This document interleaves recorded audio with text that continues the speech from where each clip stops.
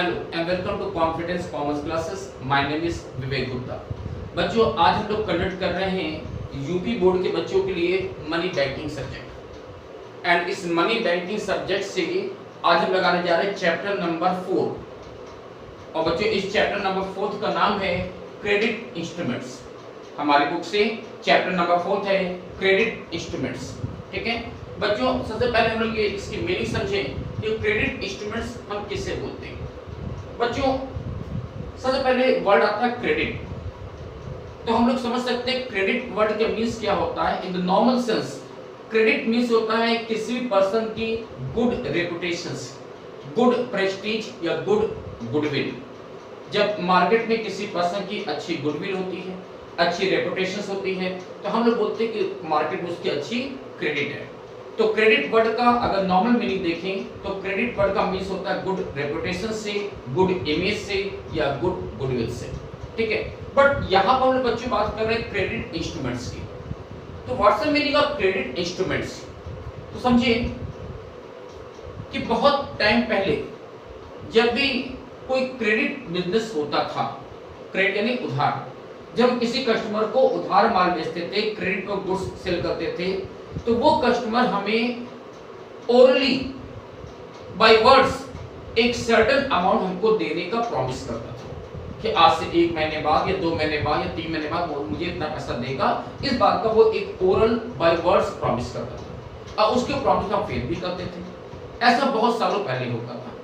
लेकिन आज के टाइम में लोग दूसरों को ज्यादा ट्रस्ट नहीं कर पाते, विश्वास नहीं कर पाते। खासतौर से उनके बाय वर्ड्स अगर वो प्रॉमिस करते हैं तो लोग उस पर ट्रस्ट विश्वास नहीं करते। तो आज के टाइम में जो क्रेडिट बिजनेस जब होता है, जब हम किसी कस्टमर को क्रेडिट पर गुड्स सेल करते हैं, तो हम ये चाहते हैं कि वो हमको राइटिंग फॉर्म में हमें प्रॉमिस करे कि वो एक सर्टेन अमाउंट हमको पेड करेगा। तो इस पर्पज से जो इंस्ट्रूमेंट बनाए जाते हैं उसी को बच्चों हम लोग बोलते हैं क्रेडिट इंस्ट्रूमेंट्स। हम कह सकते हैं कि क्रेडिट इंस्ट्रूमेंट्स एक ऐसा इंस्ट्रूमेंट होता है जिसमें कि बारोवर एक सर्टेन अमाउंट देने का प्रॉमिस करता है, जिसके थ्रू बारोवर एक सर्टेन अमाउंट एक सर्टेन पीरियड के बाद देने का प्रॉमिस करता है। उसे बच्चों बोलते हैं क्रेडिट इंस्ट्रूमेंट्स। जो कस्टमर है वो अपने सप्लायर को एक सर्टेन अमाउंट देने का इसमें प्रॉमिस करता है। जैसे कि एग्जांपल आप ले सकते हैं, कोई प्रॉमिसरी नोट्स है, बिल ऑफ एक्सचेंज है या चेक। ये 3 पॉपुलर क्रेडिट इंस्ट्रूमेंट माने जाते हैं। हालांकि इन 3 के अलावा भी बहुत से इंस्ट्रूमेंट्स हैं जो क्रेडिट इंस्ट्रूमेंट होते हैं, पर ये 3 मोस्ट इंपॉर्टेंट क्रेडिट इंस्ट्रूमेंट होते हैं: promissory notes, bill of exchange and cheque. देखिए,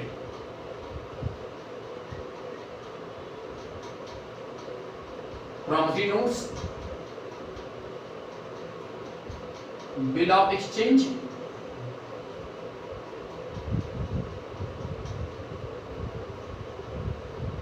and check. These are 3 main types of credit instruments. बच्चों याद रखना, इनके अलावा भी बहुत से इंस्ट्रूमेंट हैं जो क्रेडिट इंस्ट्रूमेंट होते हैं, पर ये 3 मोस्ट इंपॉर्टेंट इंस्ट्रूमेंट है। ठीक है, अगर जैसे एग्जाम में आता है कि क्रेडिट इंस्ट्रूमेंट को डिफाइन करिए, तो बच्चों इसके लिए आपको 2 डेफिनेशन देनी पड़ती है। एक डेफिनेशन होगी हमारे नेगोशिएबल इंस्ट्रूमेंट्स एक्ट 1881 की। बच्चों, इन क्रेडिट इंस्ट्रूमेंट के लिए हमारे इंडिया में एक एक्ट चलता है जिसको बोलते हैं नेगोशिएबल इंस्ट्रूमेंट्स एक्ट 1881। और इस एक्ट के सेक्शन 13 में इस क्रेडिट इंस्ट्रूमेंट की डेफिनेशन हमको दी गई है। ठीक है, तो जैसे एग्जाम में इसकी डेफिनेशन लिखने को आएगा तो आप बताएंगे according to section 13 of the negotiable instruments act 1881 what is negotiable instrument या व्हाट इज क्रेडिट इंस्ट्रूमेंट्स। तो according to this act, what is credit instruments? Then act says that a credit instrument means any types of promissory notes, bill of exchange and check which are payable either to the order or bearer. बहुत simple definition बच्चों इस act में दी गई। इस act के according credit instrument का means किसी भी टाइप के promissory notes, bill of exchange या चेक से होता है जो कि या तो ऑर्डर पर या बेरर को डील होता है। बच्चों, ऑर्डर का मतलब क्या हुआ कि हम किसी पर्सन को पेमेंट करते हैं, और बेरर का मतलब कि किसी पर्सन को पेमेंट कर सकते हैं। ऑर्डर का मतलब किसी पर्टिकुलर पर्सन को पेमेंट करना होता है, और बेयरर का मतलब कोई पर्सन उस इंस्ट्रूमेंट का पेमेंट पा सकता है। ठीक है, तो ऐसा कोई भी provisionary notes bill of exchange या चेक जो या तो बेयरर को ड्यू किया गया है या ऑन ऑर्डर ड्यू किया गया है, उसे हम लोग क्रेडिट इंस्ट्रूमेंट मानते हैं। बच्चों वास्तव में डेफिनेशन ये जो एक्ट की दी गई है ये बहुत ही नैरो कॉन्सेप्ट, और ये किसी भी तरह से क्रेडिट इंस्ट्रूमेंट की फीचर्स को या उसके कैरेक्टरिस्टिक्स को डिफाइन नहीं करता है।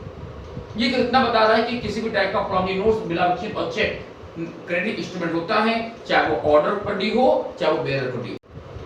यस बच्चों, क्रेडिट इंस्ट्रूमेंट के लिए जो एक्ट में डेफिनेशन दी गई वो बहुत ही नैरो कॉन्सेप्ट है, और इसलिए जनरली बहुत से ऑथर इसको एक्सेप्ट नहीं करते। ठीक है, तो इसकी जगह पर एक बहुत ही बेटर डेफिनेशन जो हमारी बुक में दी गई है वो है थॉमस की डेफिनेशन, जो इस क्रेडिट इंस्ट्रूमेंट के मामले में सबसे इंपॉर्टेंट डेफिनेशन मानी जाती है। According to Thomas, credit instruments क्या होता है? देखो, क्रेडिट इंस्ट्रूमेंट्स एक राइटिंग फॉर्म में बनाया गया एक ऐसा इंस्ट्रूमेंट होता है जो जैसे कि in the ordinary course of business इसको मार्केट में रिकॉग्नाइज किया जाता है, इसे मार्केट में रिकॉग्नाइज किया जाता है। और सबसे इंपॉर्टेंट बात कि ये जो इंस्ट्रूमेंट होता है वो इजीली ट्रांसफरेबल होता है from one person to another person. ये इंपॉर्टेंट बात है बच्चों कि क्रेडिट इंस्ट्रूमेंट जो होते हैं वो इजीली ट्रांसफरेबल होते हैं, यानी ए ने बी को दिया, बी ने सी को दिया, सी ने डी को दिया, ई ने एफ को दिया, इजीली ट्रांसफरेबल है from one person to another person. ये जो ट्रांसफर हम लोग करते हैं, this transfer may be done either by the delivery और बाय द एंडोर्समेंट। बच्चों ये ट्रांसफर दो तरीके से होता है, या तो ओनली बाय डिलीवरी कि मैंने आपको दिया, आपने उसको दिया, उसने उसको दिया, ओनली बाय डिलीवरी ट्रांसफर हो रहा है, या फिर बाय एंडोर्समेंट। बच्चों ये एंडोर्समेंट क्या होता है इसको हम लोग आगे समझेंगे, बट अभी तो इतना समझ लें कि एंडोर्समेंट का मीन्स होता है कि किसी भी इंस्ट्रूमेंट के बैक साइड में उसको ट्रांसफर करने के पर्पस से जब मैं अपने सिग्नेचर कर देता हूं तो इसको बोलते हैं एंडोर्समेंट।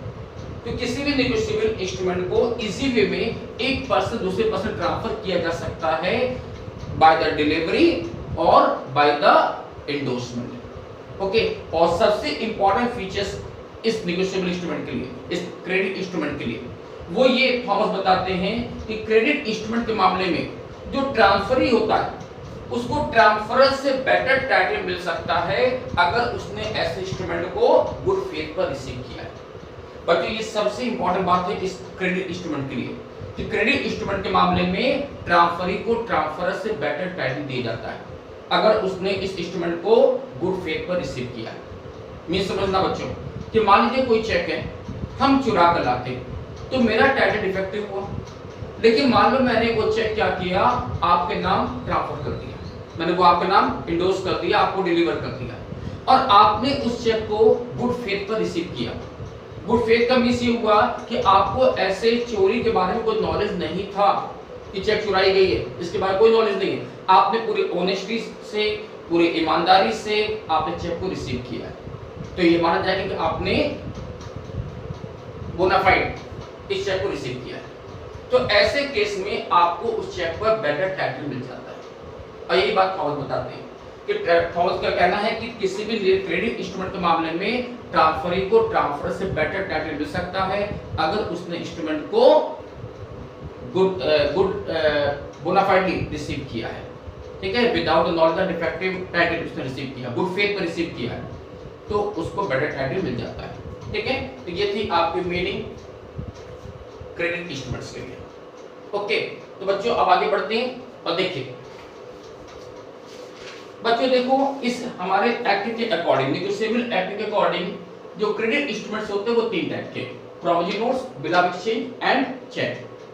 बट हमें इस चैप्टर में केवल हमें आपको एक ही इंस्ट्रूमेंट पढ़ाना है, वो है चेक। ये दोनों हम लोग आगे चैप्टर में पढ़ेंगे, अभी नहीं। ठीक है, अभी हम जो पढ़ने जा रहे हैं वो है चेक, तो हम केवल चेक के बारे में बात करेंगे। What is cheque? बच्चों लोग समझते हैं चेक क्या होता है, हम लोगों ने प्रैक्टिकल लाइफ में चेक का यूज भी किया है। सोचिए चेक कहाँ यूज होता है कि हमको किसी पार्टी को पेमेंट करना है तो सेफ्टी पॉइंट से हमको चेक से पैसा दे सकते हैं। सम टाइम हमको अपने अकाउंट से पैसा विड्रॉ करना है तो उसके लिए हम चेक का यूज करते हैं।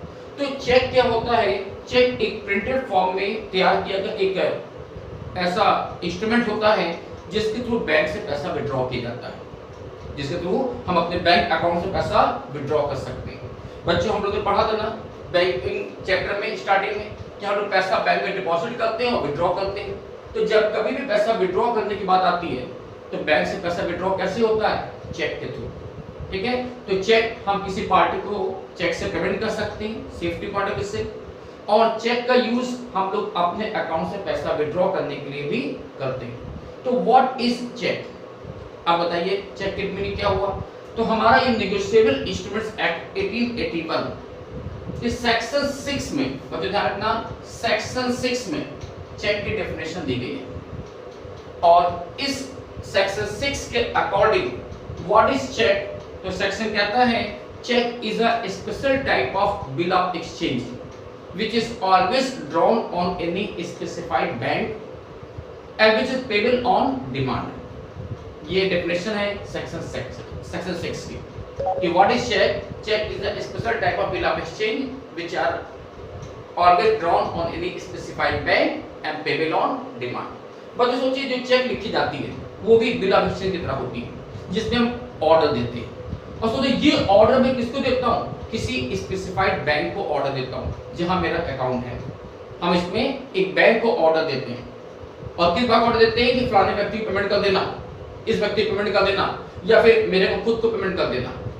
तो इसमें हम बैंक को ऑर्डर देते हैं। जो चेक होती है हमेशा किसी बैंक के ऊपर लिखी जाती है और ये चेक जो होती है वो ऑलवेज ऑन डिमांड पेबल होती है। बच्चों ऑन डिमांड का मतलब क्या हुआ कि चेक में कोई पीरियड मेंशन नहीं होता, जैसे कि प्रॉमिसरी नोट या बिल ऑफ एक्सचेंज में होता है। चेक में कोई पीरियड मेंशन नहीं होता, चेक में एक पर्टिकुलर डेट लिखी जाती है और उसी डेट पर वो चेक कैश कराई जा सकती है। तो चेक जो होती है वो हमेशा ऑन डिमांड पेमेंट होती है, उसमें पीरियड मेंशन नहीं होता, उसमें कोई पर्टिकुलर डेट लिखी होती है और उसी डेट पर चेक को कैश कराया जा सकता है। ओके, तो what is cheque? Cheque is a special type of bill of exchange which is always drawn on any specified bank and payable on demand। okay, that is called check। चलिए ये हो गई check की definition. बच्चों इसके बाद देखना characteristics of check आपकी बुक में दिया गया है, इसको टिक कर लीजिए, ये आप सेल्फ स्टडी कर लोगे। Then after aspects of cheque. बच्चों एस्पेक्ट ऑफ चेक में आपको बताया गया number of parties in a cheque. बच्चों चेक के मामले में देयर आर 3 पार्टीज, 3 पार्टियां होती हैं। कौन कौन सी पार्टी होती है? Number 1 drawer, number 2 drawee and number 3 payee. There are 3 parties in the case of cheque. बहुत सिंपल मीनिंग बच्चों। ड्रावर किसे बोलते हैं? ड्रावर कौन होता है? who draw this check, the person who draw this check is called drawer, या कह सकते हो the person who making this check is called drawer। जो पर्सन चेक लिखता है, जो पर्सन चेक बनाता है वो ड्रावर होता है, जो कि वास्तव में उस बैंक का अकाउंट होल्डर होता है। ठीक है, ड्रावर। फिर ड्रावी कौन होता है? जिसमें किसी पर्सन को ऑर्डर दे रहे हैं। सोचिए बच्चों चेक के मामले में ऑर्डर किसको दी जाता है? ऑलवेज किसी बैंक को। तो मैं कह सकता हूँ चेक के मामले में ड्रावी होता है वो हमेशा कोई बैंक होता है, क्योंकि चेक के मामले में हमेशा ऑर्डर किसको देते हैं? बैंक को ऑर्डर देते हैं कि फलाने व्यक्ति को इतना पेमेंट कर दीजिएगा। तो ये ऑर्डर किसको दी जा रहा है? बैंक को दी जा रहा है, तो वो ड्रावी होता है जो पेमेंट करने के लिए लायबल होता है। And third one is the pay. पे मींस वो पर्सन जिसको पेमेंट पाने का राइट्स होता है, जो इस चेक का पेमेंट रिसीव करता है उसको बोलते हैं पे। या कह सकते हैं जिसका नाम पर चेक लिखी गई है बंदा, वो बंदा कहलाता है पे। जैसे मान लीजिए मैं विवेक गुप्ता, मैंने कोई चेक लिखी मिस्टर रमेश के नाम, तो मैंने क्या लिखा? पे टू मिस्टर रमेश, पे टू मिस्टर रमेश। तो सोचिए बच्चों इस चेक के मामले में हम पेमेंट किसको दिलवा रहे हैं? पेमेंट किसको मिलेगा? रमेश को मिलेगा। कि रमेश कौन हुआ? पे हुआ। ठीक है, हम कौन है? ड्रावर है, और पे कौन है? रमेश है। तो पे का मींस वो पर्सन जिसे चेक का अमाउंट पाने का राइट होता है वो कहलाता है पे। बच्चों किसी केस में ऐसा हो सकता है कि ड्रावर खुद पे बन जाए। ऐसा कब होता है कि ड्रावर खुद अगर पेमेंट पाना चाहता है तो वो सम टाइप पे का नेम मेंशन ना करके उसकी जगह वर्ड यूज कर सकता है सेल्फ। तो अगर किसी चेक पर सेल्फ वर्ड लिखा है तो इसका मतलब ये होगा जो ड्रावर है वही पेमेंट पाने का राइट रखेगा। तो ऐसे के तो ड्रावर और पेई सेम पर्सन भी हो सकते हैं, ठीक है। तो there are three parties, drawer, drawee and payee. Okay, ये हो गए नंबर ऑफ पार्टीज। नेक्स्ट बच्चों देखना अपनी बुक में आपको दिया जा रहा है precautions for issuing the cheque. ये बहुत इजी पॉइंट्स है, इसको आप सेल्फ स्टडी कर सकते हो। प्रिकॉशंस, जब आप कोई चेक ड्रॉ करते हैं तो क्या क्या प्रिकॉशन लेनी चाहिए, किन किन बातों को हमें कंसीडर करना चाहिए। जैसे इसमें आपको दिया गया फर्स्ट पॉइंट डेट, पहला पॉइंट है डेट। बच्चों जब भी कोई चेक लिखी जाती है उस पर डेट लिखना बहुत इंपॉर्टेंट है। अगर कि आप जो डेट लिखते हैं उसी डेट पर चेक बैंक से कैश हो सकती है या उसके बाद कैश हो सकती है, उससे पहले कैश होना पॉसिबल नहीं है, ठीक है। तो जो डेट आप चेक पर लिखते हैं उसी डेट पर या उसके बाद की डेट पर चेक को बैंक से कैश कराया जा सकता है। उससे पहले की डेट पर बैंक कैश नहीं करेगा चेक को। ओके, ये जो डेट होती है ये डेट आप बैक डेट भी डाल सकते हैं और एडवांस डेट भी चेक होती है। अगर आप बैक डेट की चेक डालते हैं तो भी बैंक उसको कैश कर सकता है, बशर्ते कि वो बैक डेट 6 मंथ से ज्यादा नहीं होना चाहिए। यानी कि बच्चों किसी भी चेक की जो वैलिडिटी पीरियड होता है वो 6 मंथ का होता है। तो अगर आप किसी चेक पर 6 मंथ से ज्यादा पुरानी डेट डालेंगे तो फिर वो भी चेक बैंक रिफ्यूज कर सकता है, ठीक है। तो 6 मंथ से पहले डेट डाल सकते हो। इसी तरह हम एडवांस डेट की बात करते हैं तो वो कहलाता है पोस्ट डेटेड चेक। तो अगर बच्चों हम किसी चेक पर पोस्ट डेटेड चेक डालते हैं, एडवांस डेट की चेक बनाते हैं, तो बैंक उस चेक पर पेमेंट नहीं करेगा जब तक कि वो डेट नहीं आ जाती। तो कोई भी चेक पर आप जो डेट लिखते हैं बहुत इंपॉर्टेंट होता है। अगर आप पोस्ट डेटेड चेक बनाते हैं, एडवांस डेट की चेक बनाते हैं तो बैंक उसको अर्ली पेमेंट करने से मना कर देता है। लेकिन पास्ट डेट की चेक बनाओगे तो बैंक उसको पेमेंट करेगा, बशर्ते वो 6 मंथ ज्यादा पास्ट नहीं होना चाहिए। नेक्स्ट पॉइंट पेई। बच्चों जब भी चेक बनाते हैं तो उसको पे करने जरूर मेंशन किया जाता है। अभी हमने पढ़ा था पे मींस वो पर्सन जिसको हम चेक का पेमेंट दिलाते हैं, जिसको चेक का पैसा पाने का राइट्स होता है, उसे हम बोलते हैं पे। अगर ड्राइवर खुद पेमेंट पाना चाहता है तो वो पे के नेम की जगह पर सेल्फ वर्ड यूज करता है, तो वो खुद चेक का अमाउंट कैश कर सकता है। अमाउंट ऑफ चेक, बच्चों जब भी हम चेक पर अमाउंट जरूर मेंशन करेंगे, बिना अमाउंट लिखे चेक नहीं बनाई जाती, आप अमाउंट जरूर लिखते हैं और ये अमाउंट इन फिगर और इन वर्ड्स दोनों लिखा जाता है। सिग्नेचर, ये तो बहुत ही इंपॉर्टेंट पॉइंट है, क्योंकि अगर चेक पर सिग्नेचर नहीं होगा तो चेक तो कभी वैलिड होगी नहीं और बैंक कभी चेक को पास नहीं करेगा। तो सिग्नेचर बहुत इंपॉर्टेंट है और ये सिग्नेचर किसका होता है? ड्राइवर का या कहीं जो अकाउंट होल्डर है उसका होता है। जब भी अकाउंट होल्डर या ड्राइवर चेक पर साइन करेगा तो उसको इस बात को हमेशा ध्यान रखना चाहिए कि चेक पर उसी तरह का साइन करे जैसा कि उसने बैंक के स्पेसिमेन रिकॉर्ड में साइन किया था।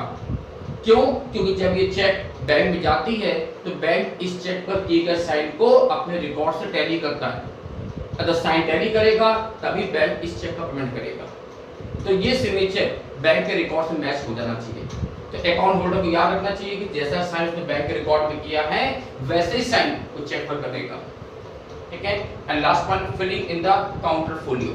बच्चों नॉर्मली देखिए जो चेक बुक आपको मिलती है बैंक से, तो उस चेक बुक का जो लेफ्ट साइड पोर्शन होता है वो काउंटर फोलियो होता है।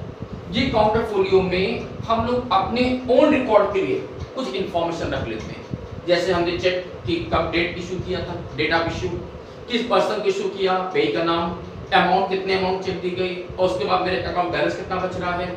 इन चीजों को हम अपने ओन रिकॉर्ड के लिए, अपने ओन पर्पस के लिए काउंटर फोलियो नोट कर देते हैं। क्या कहता है ये काउंटर फोलियो मुझे कस्टमर को नहीं देना, बैंक को नहीं देना। इससे जो ड्राइवर है, जो अकाउंट होल्डर है, वो अपने पास ओन रिकॉर्ड में रख लेता है फ्यूचर पर्पस कि कभी उसको देखना हो कि हमने किसको किसको कितना पेमेंट किया है, उसके वो काउंटर फाइल अपने पास रख लेता है, ठीक है। तो ये थे हमारे प्रिकॉशंस। ओके, चलिए अब आते बच्चों इंपॉर्टेंट पॉइंट पर।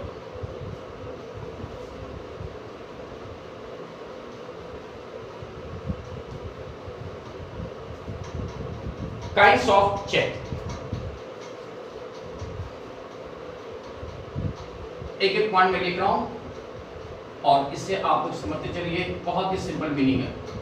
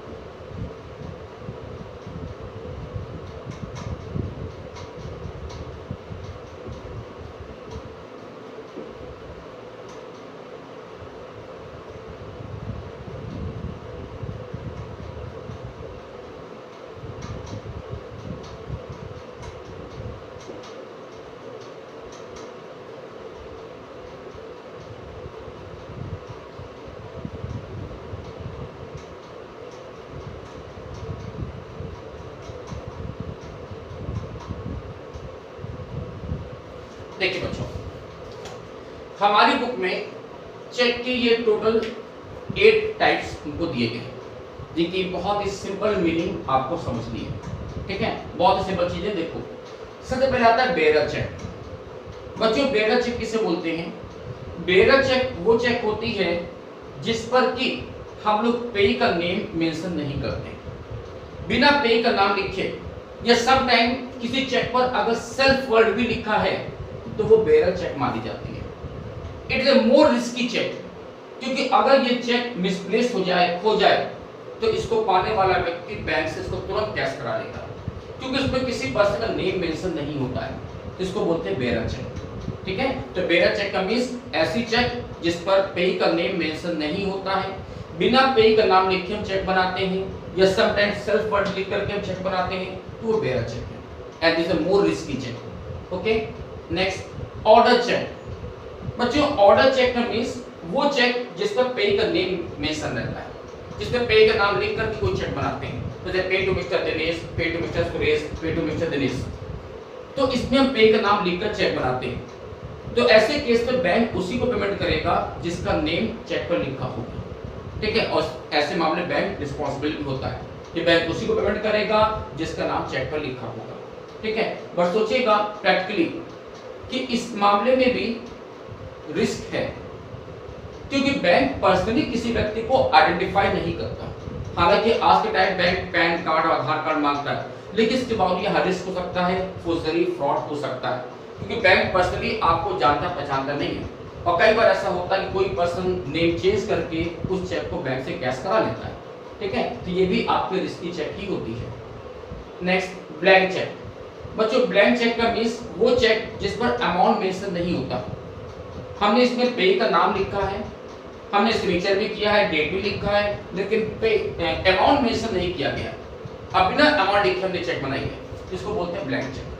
बच्चों, जनरली जो ब्लैंक चेक होती है वो तभी दी जाती है जबकि हम सामने वाले व्यक्ति के ऊपर ट्रस्ट कर रहे हैं, विश्वास करते हैं। जैसे मान लीजिए, सपोज करिए आपका ड्यू निकला 2000 रुपए का, मेरा कहना है सर 2000 नहीं, हमारा ड्यू निकला कल 1500 रुपीस का, तो केवल 500 रुपए का डिस्प्यूट है, तो मैं क्या कर सकता हूँ? ब्लैंक चेक आपको बना कर दे दिया, सर अपना अकाउंट चेक कर लीजिए, अगर 1500 निकला 1500 ले लेना, और 2000 निकला 2000 निकाल लेना। तो ये मैं आपको ट्रस्ट कर रहा हूँ, तो ऐसे केस में हम आपको ब्लैंक चेक दे देते हैं। ठीक है, ब्लैंक चेक मतलब जहां अमाउंट मेंशन नहीं होता है। एंटीडेटेड चेक। बच्चों, एंटीडेटेड चेक का मतलब वो चेक जो कि 6 मंथ से ज्यादा ओल्ड डेटेड होती है, जो कि more than 6 month back date की होती है, उसे बोलते हैं एंटीडेटेड चेक। अब बच्चों, मैंने अभी आपको बताया था कि किसी भी चेक के जो वैलिड पीरियड होता है वो 6 मंथ का होता है। तो इसका मतलब कि अगर किसी चेक पर 6 मंथ से ज्यादा बैक डेट लिखी गई है तो उस चेक का पेमेंट बैंक रिफ्यूज कर सकता है। तो ऐसी चेक को बोलते हैं एंटीडेटेड चेक, जो more than 6 months back date की होती है। Okay, next, post dated check.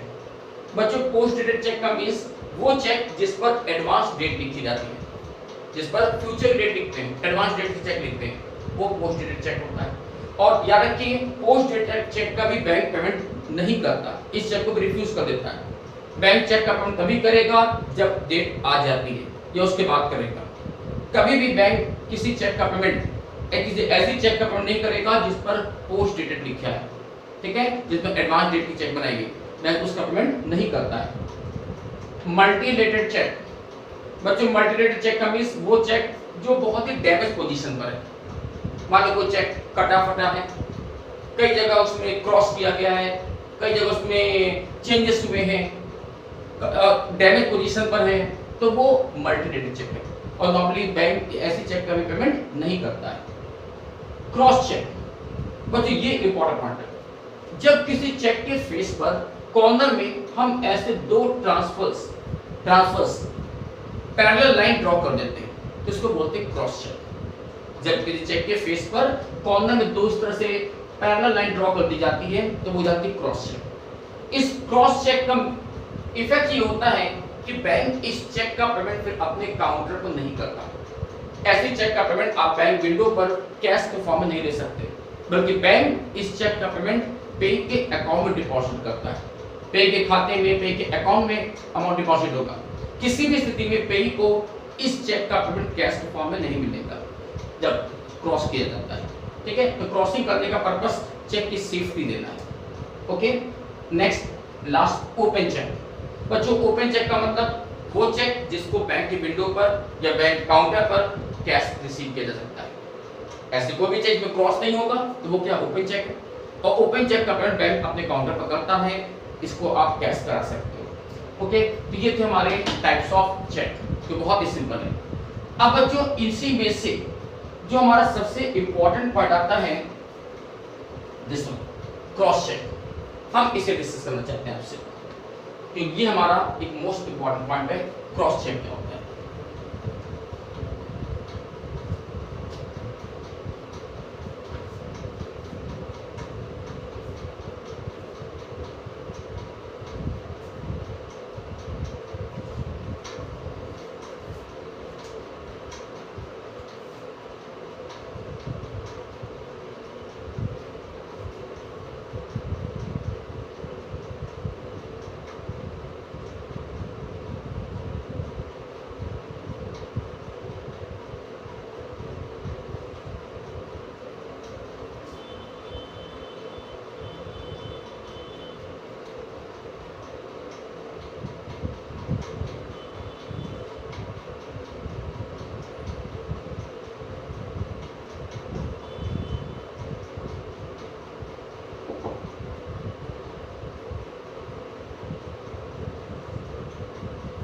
Okay, देखिए बच्चों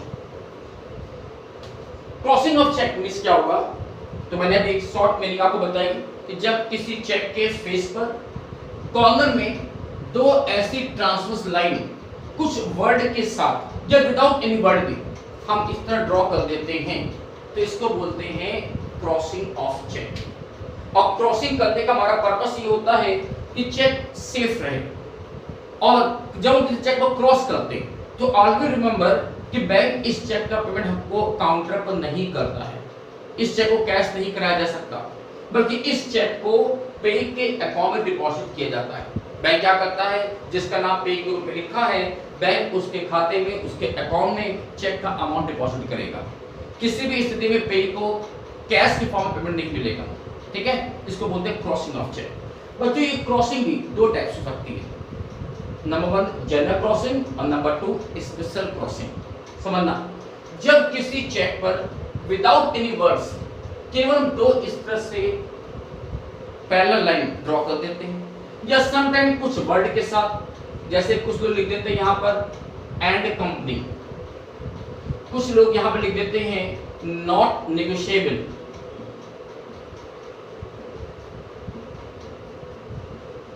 एंड कुछ लोग यहाँ पर लिख देते हैं अकाउंट पेइंग। ओके, ये सारे एग्जांपल मेरी जनरल क्रॉसिंग के हैं और इन सारे केसेस में जो चेक का अमाउंट है वो पे के अकाउंट में डिपॉजिट होगा। ठीक है, देखो बच्चों, हम किसी चेक पर केवल लाइन दो लाइन से ड्रॉ कर दें तो वो भी जनरल क्रॉसिंग है, पैसा पे के अकाउंट में ही डिपॉजिट होगा।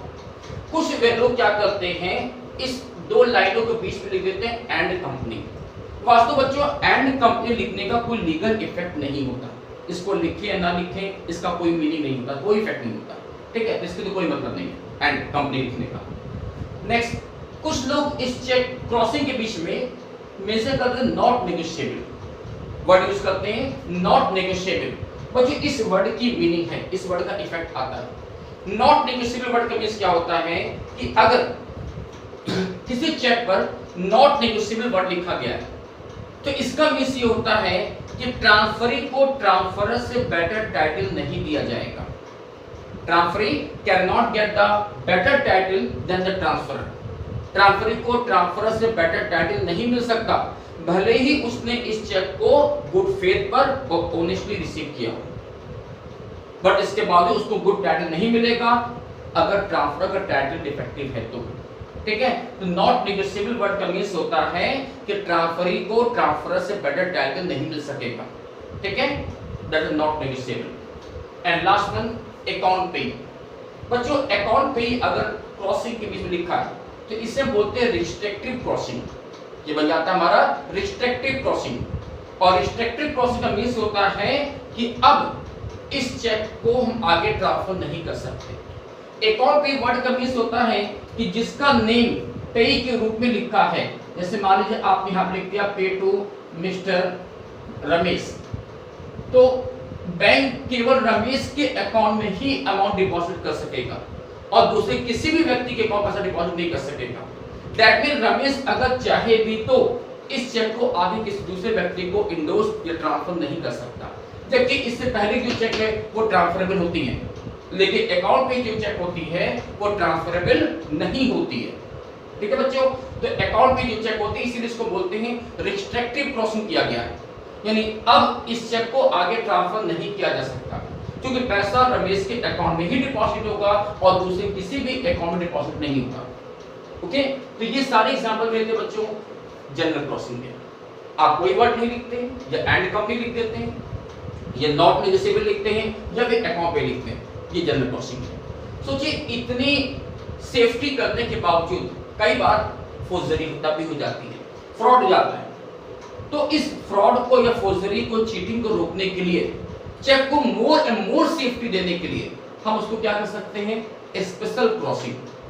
अब ये स्पेशल क्रॉसिंग क्या होता है कि चेक की मोर सेफ्टी के लिए समटाइम क्या होता है, इस चेक के इन पैरेलल लाइन के बीच में हम लोग पेई के बैंक का नेम मेंशन कर देते हैं, या इतना अपने बैंक का नाम नहीं, जो पेई है उसके बैंक का नाम हम यहाँ पे करेंगे। जैसे मान लो मिस्टर रमेश को पेमेंट कर रहे हैं तो मैं पहले से रमेश से पूछ लूंगा कि सर आपका अकाउंट कौन से बैंक में है। मान लीजिए उसका अकाउंट एसबीआई में है तो मैं यहाँ पे मेंशन कर दूंगा एसबीआई। तो पेई के बैंक का नाम लिख करके आप क्रॉसिंग करते हो, इसको बोलते हैं स्पेशल क्रॉसिंग। तो इसका इफेक्ट ये पड़ता है कि जो पेई है अब वो बाउंड हो जाता है कि वो इस चेक को केवल एसबीआई के थ्रू ही कैश करा सकता है, यानी वो इस चेक को एसबीआई में ही डिपॉजिट करेगा और दूसरे किसी बैंक को उसको डिपॉजिट नहीं कर सकता। जबकि ऊपर की जो एग्जाम मैंने लिया था उसमें जो पेई है वो अपने इस चेक को किसी बैंक में डिपॉजिट कर सकता है। मान लीजिए कोई पेई का बहुत से बैंकों में अकाउंट है तो वो किसी भी बैंक में चेक को लगा सकता है अगर जनरल क्रॉसिंग है तो। लेकिन स्पेशल क्रॉसिंग के मामले में वो बाउंड हो जाता है कि चेक को उसी बैंक में लगा सकेगा जिसका नाम यहाँ पे मेंशन होगा। ठीक है, इसको बोलते हैं स्पेशल क्रॉसिंग। ठीक है, अब बच्चों लास्ट में इस टॉपिक लास्ट में आता है पॉइंट कि क्रॉसिंग कौन कर सकता है, हु मेक द क्रॉसिंग।